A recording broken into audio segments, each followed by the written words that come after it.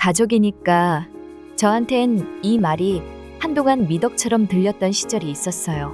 힘들어도 억울해도 상처받아도 참아야 했죠. 가족이니까. 그런데요, 가족이라는 이름으로 제가 떠안게 된 건 5천만 원짜리 빚이었습니다. 좋아요, 구독 알람 설정 꾹 눌러주세요. 그리고 그 시작은 형부 장례식이 끝나던 날, 언니가 조용히 내민 서류 한 장이었어요. 형부는 생전에 소규모 제조업체를 운영했어요. 직원은 10명 정도 되는 자그마한 회사였는데 경영이 좋다고 하진 못했지만 그래도 언니는 늘 성실한 사람이야. 라고 말하곤 했죠.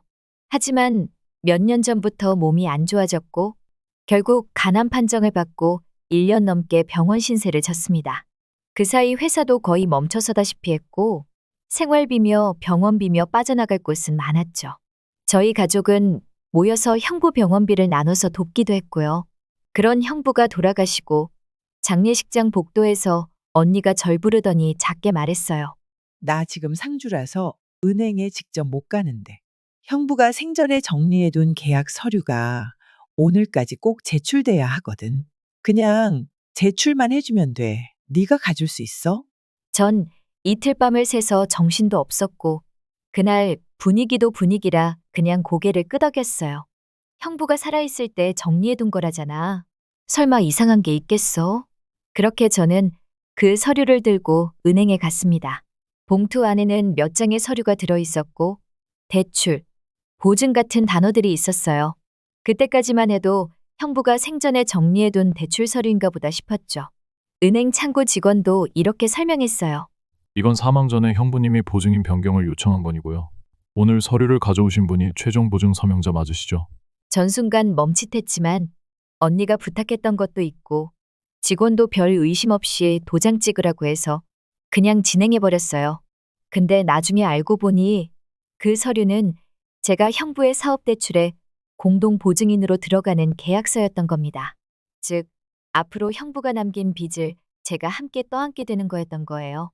사람이 사망하면 그 사람 명의로 된 대출 계약은 새로 연장하거나 갱신할 수 없지만 사망 전 이미 대출을 연장하려는 절차가 진행 중이었다면 그와 관련된 보증인 변경 계약은 따로 살아있을 수 있어요. 제가 은행에 제출한 그 서류는 바로 그 보증인 변경 계약을 제가 동의하고 직접 제출한 것이었던 겁니다. 그래서 법적으로 저는 자진해서 보증인이 되겠다고 한 사람으로 기록된 거예요. 한 달쯤 지나고 은행에서 전화가 왔어요. 고객님, 연체 중인 대출 상황 관련해서 연락드렸습니다. 저 그런 대출 없는데요. 직원이 말하길 형부 명의의 사업 대출인데 제가 공동 보증인으로 등록되어 있다고 하더라고요. 형부는 사망했고 이제 남은 대출금 5천만 원은 저와 언니가 함께 갚아야 되는 상황이었습니다. 전 바로 언니에게 물었어요. 언니, 내가 지금 형부 빚에 공동 보증인으로 들어가 있다는데 이게 뭐야? 그거 형부가 생전에 준비해뒀던 거야. 너 착하고 책임감 있으니까 네가 도와줄 줄 알았어. 그걸 이제 말해? 나한테 설명도 없이 보증인 서류를 넘긴 거였어?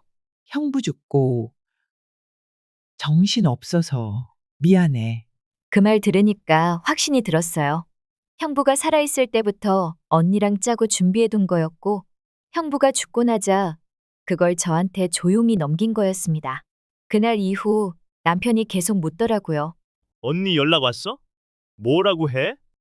그 돈은 어떻게 하겠대? 저는 그냥 고개만 저었어요.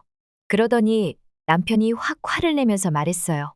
내가 그냥 두니까 진짜 사람 만만하게 보내. 오늘 같이 가. 너 혼자 안 보내. 그렇게 저희는 엄마 집으로 갔습니다. 언니도 와 있었고요. 들어서자마자 남편이 먼저 말했어요.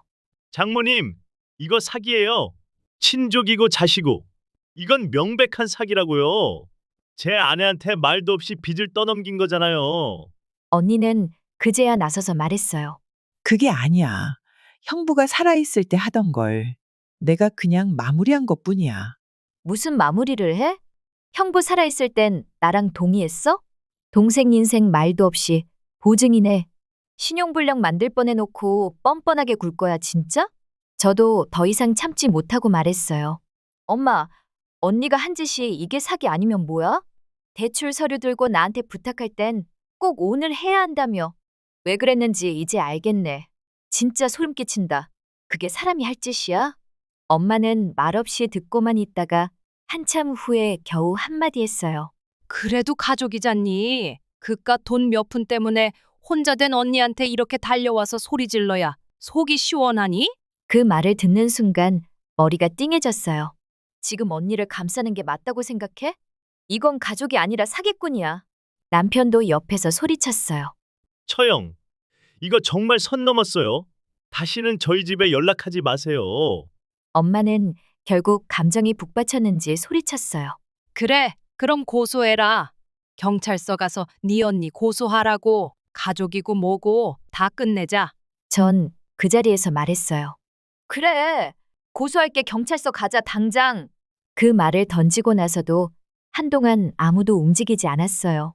집안은 얼어붙었고 언니는 고개를 푹 숙이고 있더군요. 그날 이후 일주일간 아무 연락도 없었지만 제 머릿속은 하루도 편할 날이 없었어요. 고소장을 들고 경찰서에 갈까 말까. 형사처벌 받는 언니를 내가 정말 볼 수 있을까? 근데 그 고민보다 더 컸던 건 이 가족은 진심으로 날 사람 취급이라도 했던 적이 있었나 하는 회의였어요. 열흘째 되는 날 엄마한테 전화가 왔어요. 목소리는 낮았고 처음으로 조심스럽게 말했어요. 잠깐 얼굴 보자. 밖에서 보자. 카페에 앉자마자 엄마는 제 눈도 못 마주치고 말했어요. 내 명의로 대출 하나 받았다. 그걸로 없던 일로 하자. 이걸로 마무리하자. 사과는커녕 제가 예민하게 구는 사람 취급을 받다니 이 집에서 저는 사기꾼보다도 못한 존재였구나 생각하니 저는 기가 막히고 눈물이 차올랐지만 아무 말도 할 수 없었습니다. 형부 장례식장에서 그 서류를 받은 순간부터 이 집에서 나도 없는 사람인 거다. 이제 그렇게 생각하기로 했습니다. 그리고 그 이후 가족과 연을 끊기로 마음먹고 연락을 끊고 지내고 있습니다. 이제는 시간이 흘러 마음이 많이 편해졌지만 가끔씩 생각날 때면 가슴에 아직도 불덩이가 솟아오르는 기분이 드네요. 여러분, 제가 너무 매정했던 건가요? 아니면 바보 같았던 걸까요? 답답한 제 얘기를 들어주셔서 감사합니다.